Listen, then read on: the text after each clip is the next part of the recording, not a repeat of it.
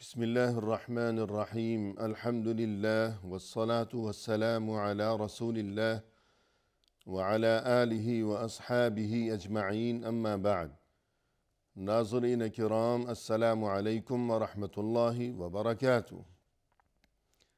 مسلمان کے شب و روز کے عنوان سے اس پروگرام کے ہمراہ ہم آپ کی خدمت میں حاضر ہیں۔ آج کی اس ملاقات میں ہمارا موضوع گفتگو ہے اللہ کے اپنے بندوں پر حقوق، یعنی اللہ سبحانہ و تعالی نے اپنی قدرت سے اور اپنے فضل و کرم سے اپنے بندوں کو پیدا فرمایا، انہیں زندگی کی نعمت عطا فرمائی۔ جب اللہ کی طرف سے اپنے بندوں پر یہ اس قدر احسان عظیم ہے تو پھر اس چیز کا تقاضا یہ ہے کہ یقیناً بندوں پر اللہ کی طرف سے، خالق و مالک کی طرف سے بہت سے حقوق بھی ہیں۔ ہمیں اللہ کا بندہ ہونے کی حیثیت سے اس بارے میں علم ہونا چاہیے تاکہ ہم ان حقوق کو پہچان سکیں اور سمجھ سکیں، اور پھر ان حقوق کی ادائیگی کی فکر اور جستجو کر سکیں، اور یوں اپنے لیے ہم دنیا و آخرت میں دونوں جہانوں میں خیر و خوبی کا انتظام کر سکیں۔ لہذا اللہ کے جو حقوق ہیں اپنے بندوں پر، تو ان میں سب سے پہلا اور سب سے اہم ترین حق یہ ہے کہ انسان صرف ایک اللہ کی عبادت کا فریضہ انجام دیا کرے،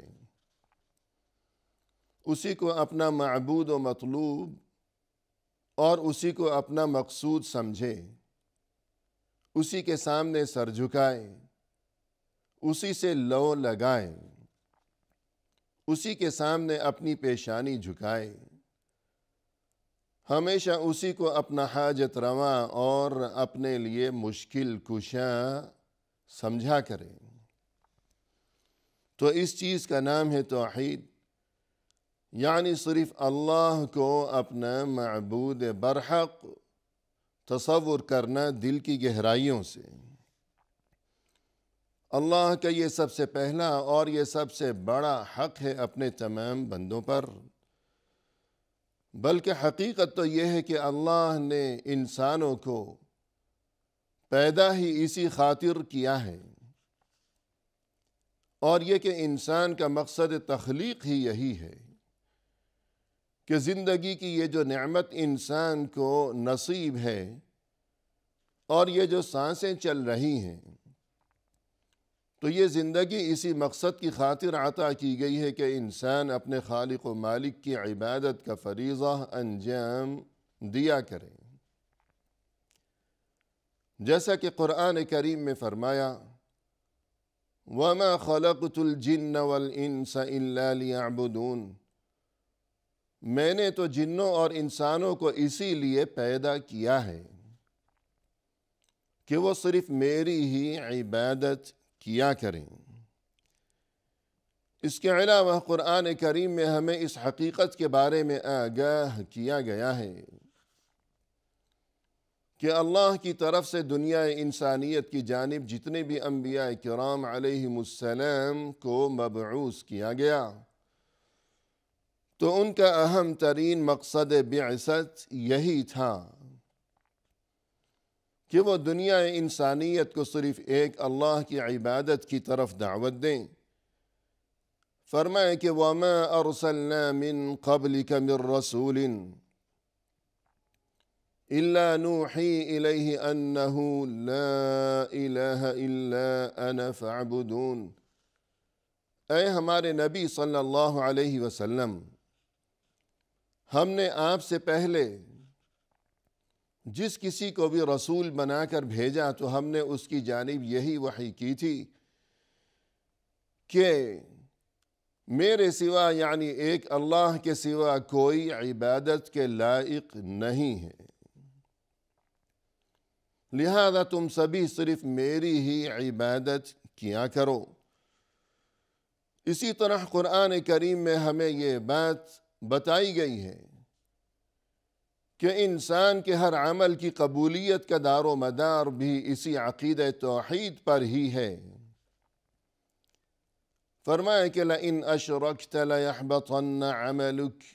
وَلَتَكُونَنَّ مِنَ الْخَاسِرِينَ۔ اے انسان، اگر تم اللہ کے ساتھ کسی کو شریک ٹھہراؤ گے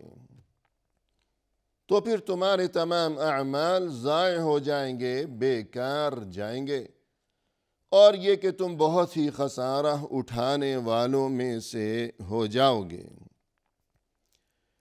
اسی طرح قرآن کریم میں ہمیں یہ بات بھی بتائی گئی ہے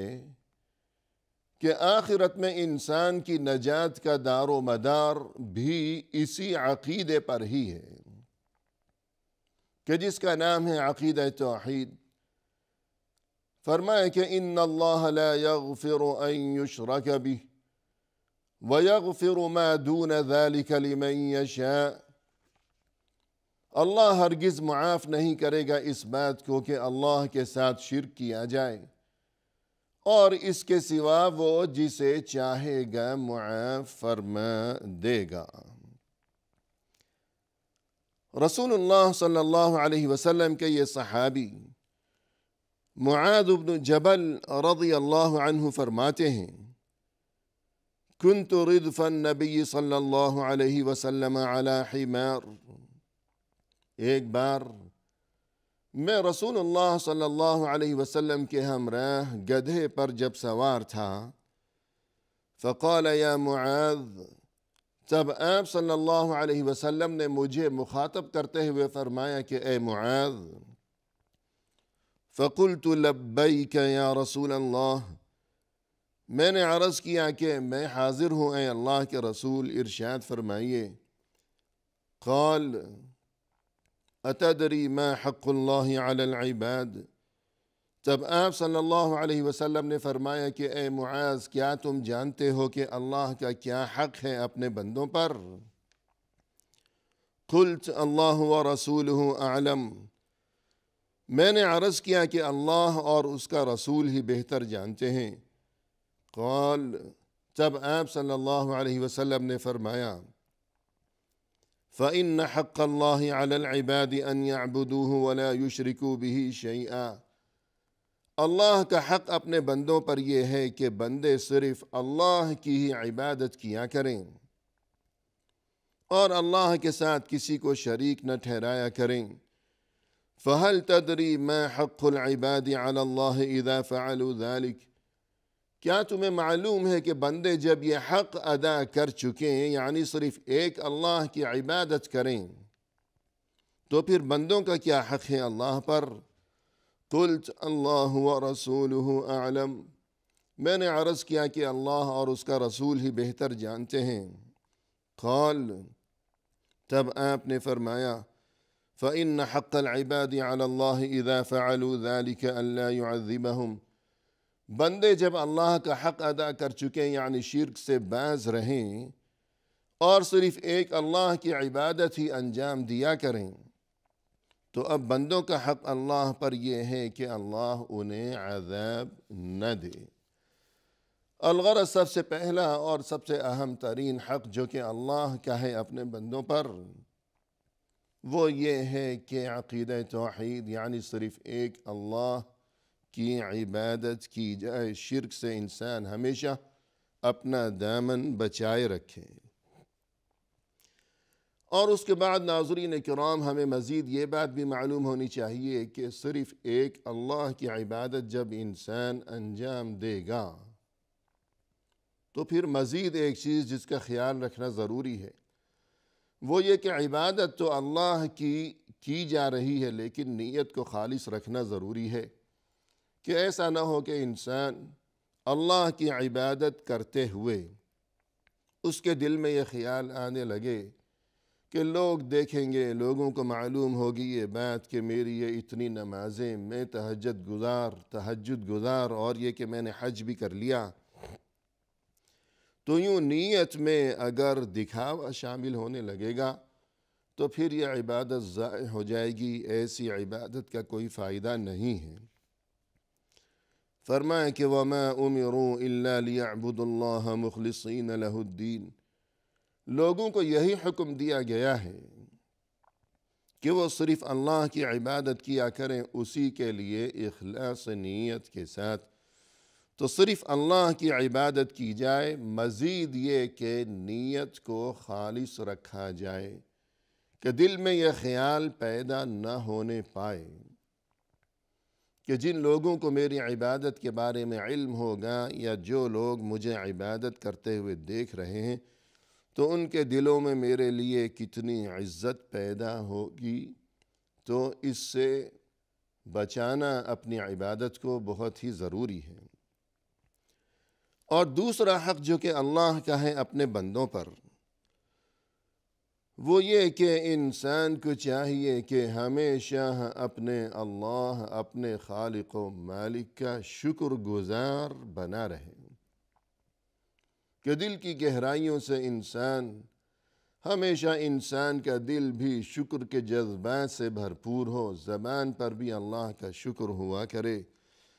اور یہ کہ اللہ نے انسان کو کس قدر بے شمار نعمتوں سے نواز رکھا ہے، کتنی ہی نعمتیں بے شمار جو کہ بغیر مانگے ہی انسان کو اللہ کی طرف سے میسر ہیں، کہ یہ زندگی اور یہ صحت اور یہ تندرستی اور یہ رزق اور یہ اولاد وغیرہ وغیرہ۔ قرآن کریم میں فرمایا کہ وَإِن تَعُدُّوا نِعْمَةَ اللَّهِ لَا تُحْصُوهَا، اگر تم اللہ کی نعمتوں کو شمار کرنا چاہو تو شمار نہیں کر سکو گے۔ اور فرمایا کہ یا ایہا الذین آمنوا کلوا من طیبات ما رزقناکم واشکروا للہ ان کنتم ایاہ تعبدون، اے ایمان والو، ہم نے تمہیں جو پاکیزہ رزق عطا فرمایا ہے تم اس میں سے کھاؤ اور اللہ کا شکر ادا کرتے رہا کرو اگر تم صرف اسی کی عبادت کرتے ہو۔ یعنی اگر دل میں صرف اللہ پر ایمان ہے تو انسان کو چاہیے کہ وہ ہمیشہ اللہ کا شکر گزار بنا رہے۔ اور فرمائے کہ ان اللہ لیرضى عن العبد ان یأکل الاکلہ فیحمدہ علیہا او یشرب الشربت فیحمدہ علیہا، اللہ کو اپنے بندے کی طرف سے یہ بات بہت ہی پسند ہے کہ وہ جب بھی کچھ کھائے تو اس پر اللہ کا شکر ادا کیا کرے، اور جب بھی کچھ پیے تو اس پر اللہ کا شکر ادا کیا کرے۔ اور فرمائے کہ لَإِن شَكَرْتُمْ لَأَزِيدَنَّكُمْ، اگر تم شکر ادا کرتے رہو گے تو میں تمہیں مزید نعمتیں عطا فرماؤں گا۔ یعنی انسان اگر یہ چاہتا ہو کہ مجھے جو نعمتیں میسر ہیں یہ محفوظ رہیں، اور یہ کہ اللہ کی طرف سے مجھے مزید نعمتیں بھی نصیب ہوتی رہیں، تو اس کے لیے طریقہ خود اللہ کی طرف سے یہ بتا دیا گیا کہ پھر ہمیں چاہیے کہ ہمیشہ اللہ کا شکر ہی ادا کرتے رہا کریں۔ اور اسی طرح اللہ کا ایک حق بندوں کے ذمے یہ ہے کہ بندے ہمیشہ اللہ سے دعا کرتے رہا کریں اور اسی کو پکارا کریں۔ فرمایا کہ وَقَالَ رَبُّكُمُ ادْعُونِي أَسْتَجِبْ لَكُمْ، تمہارے رب نے یوں فرما دیا ہے کہ تم مجھے پکارو، مجھ سے دعا مانگتے رہا کرو، میں تمہاری دعا کو قبول کرتا ہوں۔ إِنَّ الَّذِينَ يَسْتَكْبِرُونَ عَنْ عِبَادَتِي سَيَدْخُلُونَ جَهَنَّمَ دَاخِرِينَ، یقیناً وہ لوگ جو کہ میری عبادت سے تکبر دکھاتے ہیں تو وہ جہنم میں داخل ہوں گے ذلیل و رسوا ہو کر۔ یعنی خود اللہ کی طرف سے بندوں کو یہ حکم دیا گیا کہ مجھے پکارو، اور اس خوشخبری سے بھی نوازا گیا کہ میں تمہاری پکار کو، تمہاری دعا کو قبول کیا کرتا ہوں، اور یہ کہ جو کوئی اللہ کو نہیں پکارتا، اللہ سے دعا نہیں مانگتا، گویا وہ اللہ کے سامنے تکبر دکھا رہا ہے کہ اللہ نے خود حکم دیا کہ مجھ سے مانگو میں تمہیں دوں گا۔ پھر کوئی اللہ سے جو نہیں مانگتا، گویا اس کا مقصد یہ ہوا کہ وہ یوں کہہ رہا ہے کہ مجھے اللہ سے کچھ نہیں چاہیے، نعوذ باللہ، تو یوں تکبر جو کوئی دکھائے گا تو پھر اس کا ٹھکانہ جہنم میں ہی ہوگا۔ رسول اللہ صلی اللہ علیہ وسلم نے فرمایا کہ من لم يسأل اللہ یغضب علیہ، جو کوئی اللہ سے نہیں مانگتا تو اللہ اس سے ناراض ہوتا ہے۔ یعنی کس قدر عجیب ہے یہ معاملہ کہ دنیا میں انسان اگر کسی سے کچھ مانگتا ہے تو وہ ناراض ہوتا ہے اور وہ چھپتا پھرتا ہے کہ ایسا نہ ہو کہ یہ مجھ سے کچھ مانگ لے۔ لیکن اس کے بالکل برعکس اللہ کا جو معاملہ ہے اپنے بندوں کے ساتھ، تو وہ معاملہ یہ ہے کہ اللہ سے اگر کوئی نہیں مانگتا تو اللہ ناراض ہوتا ہے۔ الغرض یہ حقوق ہیں اللہ کی طرف سے اپنے بندوں پر کہ جنہیں پہچاننا اور پھر یہ کہ ان حقوق کی ادائیگی کا اہتمام و التزام اور فکر و جستجو بھی کرتے رہنا، یہ انسان کے لیے انتہائی ضروری ہے، تاکہ انسان یوں اس طرح ان حقوق کو ادا کرے اور دنیا و آخرت میں اپنے لیے خیر و خوبی کا انتظام کر سکے۔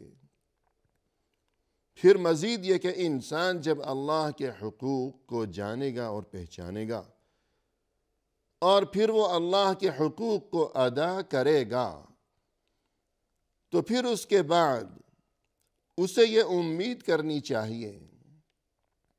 کہ اب اللہ کی طرف سے جو وعدہ ہے کہ اب میرا جو حق ہے اللہ کے ذمے، یعنی عذاب نہ دے، اللہ مجھے عذاب سے محفوظ رکھے، اب انسان یہ امید رکھے پہلے ہم اللہ کا حق ادا کریں اور اس کے بعد ہم اللہ سے اپنے لیے یہ امید وابستہ کر سکیں کہ انشاءاللہ اب ہم اللہ کی طرف سے عذاب اور مؤاخذہ اور گرفت سے محفوظ و مأمون رہ سکیں گے دونوں جہانوں میں۔ اسی کے ساتھ ناظرین ہمیں دیجیے اجازت اللہ کے حوالے، وآخر دعوانا ان الحمد للہ رب العالمین۔